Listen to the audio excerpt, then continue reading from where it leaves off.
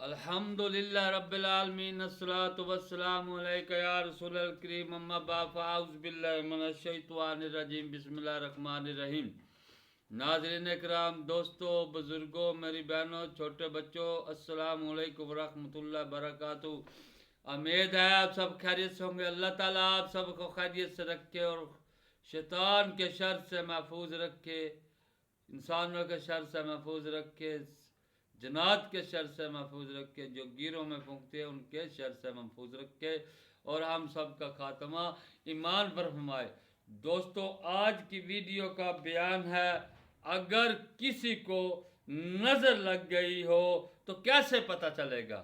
یعنی کہ کسی کے بچے کو یا کسی کو نظر لگ گئی، نظر لگنا برحق ہے تو کیسے پتہ چلے گا؟ حدیث سے جلد نمبر 5، حدیث نمبر 2553، صفحہ نمبر 382، ام المومنین حضرت ام سلمہ رضی اللہ تعالی عنہ سے روایت ہے کہ نبی صلی اللہ علیہ وسلم نے ان کے گھر میں ایک لڑکی کو دیکھا جس کے چہرے میں دھبا تھا۔ فرمایا اس کے لیے دم کرنے والے کو بلاؤ، اس لیے کہ اس کو نظر لگ گئی ہے۔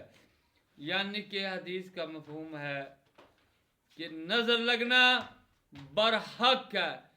نظر پتھر کو نظر لگنے والے کی اگر نظر پتھر کو لگ جائے، پتھر کے نبی صلی اللہ علیہ وسلم نے فرمایا 2 ٹکڑے کر دیتی ہے۔ انسان تو بڑی دور کی چیز ہے۔ اب ہم حدیث سے یہ ثابت کریں کہ بھی نظر لگ جائے تو کیسے پتہ چلے گا؟ حدیث کا مفہوم یہ بتا رہا ہے، اگر چہرے میں سیاہ یا زرد دھبا ہو، یعنی کہ چہرے پہ سیاہ یا زرد دھبا ہو تو سمجھ جاؤ نظر لگ گئی ہے۔ نظر جس طرح انسانوں کو لگتی ہے اسی طرح جنوں کی بھی لگتی ہے، یعنی کہ جس طرح انسانوں کی لگتی ہے اسی طرح نظر جنوں کی بھی لگتی ہے۔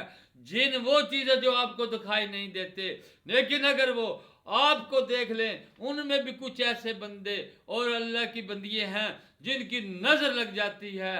یہ ایک خفیہ نظر ہے جنوں کی، کیونکہ حدیث بتا رہی ہے کہ جنوں کی بھی نظر لگ جاتی ہے، انسانوں کی بھی نظر لگ جاتی ہے۔ لہذا اگر چہرے پر آپ کے بچہ ہو یا آپ کی کوئی بہن یا کوئی بھی ہو، اس کے چہرے پر اگر سیاہ دھبا یا زرد دھبا کا نشان نظر آئے تو سمجھ جاؤ اسے نظر لگ گئی ہے اور اسے دم کراؤ، انشاءاللہ نظر دور ہو جائے گی۔